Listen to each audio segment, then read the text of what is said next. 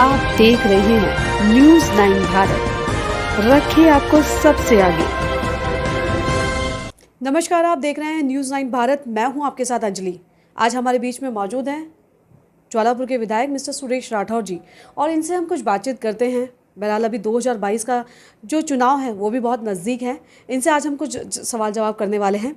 नमस्कार सर, स्वागत है आपका न्यूज़ 9 भारत पर। सर नमस्कार सर, कुछ सवाल जवाब हैं हमारे। आज हम आपके बीच में इसीलिए उपस्थित हुए हैं। और पहला सवाल मेरा सर ये है कि जिस तरीके से लगातार जो जनता है विकास कार्यों को लेकर कहीं ना कहीं परेशान नज़र आ रही है, क्योंकि सरकार एक तरफ बात करती है विकास कार्यों की, पर जनता की अगर हम बात करें, जनता से जब हम जानने की कोशिश करते हैं तो जनता वहाँ पे कहीं ना कहीं परेशान नज़र आ रही है। तो इस विषय में क्या कहेंगे आप सर? अब अंजलि, हम कह नहीं सकते जनता किस रूप में विकास की बात करती है। भारतीय जनता पार्टी की सरकार जब बनी तो हमने जो जनता से वायदे किए थे कि राम मंदिर बनाएंगे, तो हम राम मंदिर बना रहे हैं। तो ये विकास में नहीं आता क्या? हमने कहा धारा 370 समाप्त करेंगे, धारा 370 समाप्त कर दिया। हम सड़कों के जाल बिछा दिए, देश को विकसित देश के अंदर लाकर खड़ा कर दिया। आज हम जहाँ दिल्ली के अंदर 6-7 घंटे लगते थे जाने में, आज 3 से 2.5 घंटे के अंदर हम पहुँच जाते हैं। सड़कें चकाचक हो गई हैं।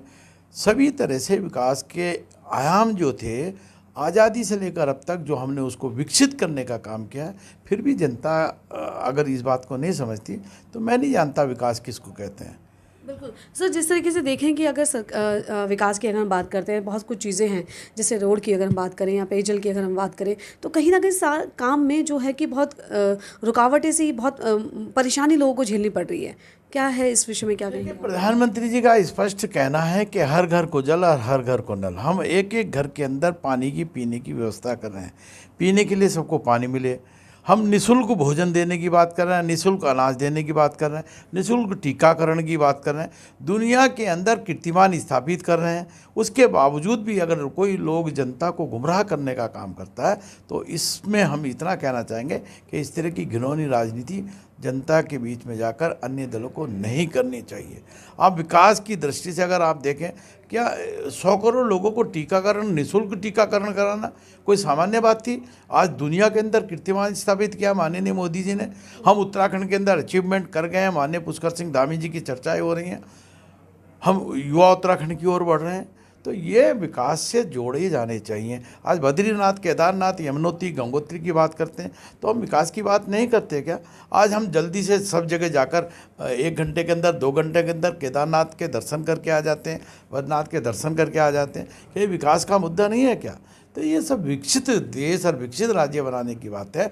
हम विकास की तरफ, जो लोग इस तरह से कहते हैं कि विकास के नाम पर रोड़ा बनना चाहते हैं, राजनीति करना चाहते हैं, ऐसा कितई भी किसी भी कीमत पर हम बर्दाश्त नहीं करना चाहेंगे। तो सर एक चीज़ है ना, जिस तरीके से विकास सरकार, ये बात बहुत फैक्ट है कि सरकार विकास कार्य कर रही है और विकास की बात भी कह रही है तो कर भी रही है।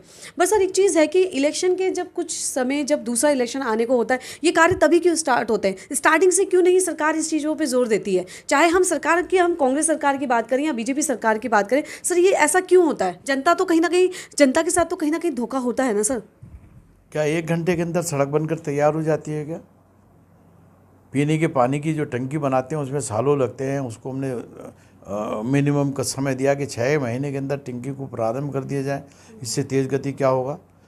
तो जो विकास का मापदंड है, जो गुणवत्ता है, उसको अगर दृष्टिगत रखा जाए तो हम निरंतर विकास की तरफ आगे बढ़ रहे हैं। और आज चाहे वो खेती बाड़ी के अंदर ले लें, औषधि में ले लें, फूलों में ले लें, घाटियों पे ले लें, अपने उत्तराखंड के विकास की बात करें, पलायन को रोकने की बात करें, यहाँ पर उद्योग धंधों की बात करें, MSME की बात करें, स्टैंड अप इंडिया की बात करें, मेक इन इंडिया की बात करें, मेड इन इंडिया की बात करें, कौन सी योजनाएं ऐसी नहीं हैं जो उत्तराखंड की धरा पर उतारने का काम सरकार के द्वारा नहीं किया गया? कौन से ऐसे क्रियान्वयन कार्य हैं जहाँ पर हमने उसको विकसित करने में कोई कोर कसर की है? आज उत्तराखंड के अंदर पलायन बड़ी तेज़ी से रुक रहा है। विकास के आयाम खुल रहे हैं, रोजगार के अवसर पैदा हो रहे हैं। शिक्षा विभाग के अंदर, चिकित्सा विभाग के अंदर, वन विभाग के अंदर, अनेक विभागों के अंदर नौकरियां निकलनी प्रारंभ हो गई हैं और विकास के काम बहुत ज़्यादा आगे तेज़ी से बढ़ रहे हैं। रोजगार के भी अवसर मिल रहे हैं। बिल्कुल। और सर जिस तरीके से हम देखें, जो विपक्षी पार्टी है लगातार पेट्रोल को लेके महंगाई की बात कर रही है, तो इस विषय में क्या सोचते हैं आप, क्या कहेंगे? देखिए, लोग पेट्रोल को हवा बनाना चाहते हैं। ये कोई नहीं देखता कि हमने निःशुल्क गैस के कनेक्शन बांटने का काम किया। कभी इस पर कल्पना करके देखिए आपने। हम गरीबों के लिए जो जिसके घर में आंखें अंधी हो जाती थी धुआं निकालते निकालते, हमारे परिवार की जो बहनें थी, आज उनको निःशुल्क गैस का सिलेंडर सब्सिडी देने की बात की है। आज अच्छी अच्छी सड़कें बनाने की बात की हैं, विकास की दृष्टि से आगे बढ़ने के काम किए हैं। आज किसानों को सम्मान निधि देने की बात की है, वृद्धावस्था और अनेक प्रकार की पेंशन, विकलांग पेंशन, महिला पेंशन, किसान पेंशन, बहुत सारी पेंशन देने का काम किया। तो हर क्षेत्र में, चाहे वो सड़क के क्षेत्र में हो, चाहे पानी के क्षेत्र में हो, स्वास्थ्य लाभ की बात करेंगे तो 5 लाख रुपए तक का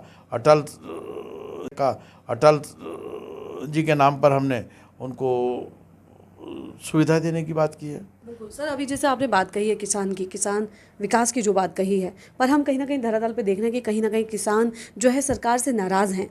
तो इस विषय में क्या कहें? नाराज़ नहीं है किसान, नाराज़ नहीं, किसानों को नाराज़ करने का प्रयास किया जा रहा है।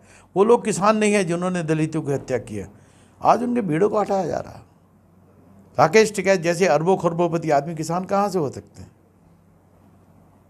वो तो किसानी की आड़ में बहुत सारे काम करते हैं। ऐसे जो बड़े बड़े व्यापारी लोग थे जो मंडी में खरीद कर अपने किसानों को गिरवी में रखना चाहते थे, उससे हम मुक्ति चाहते हैं।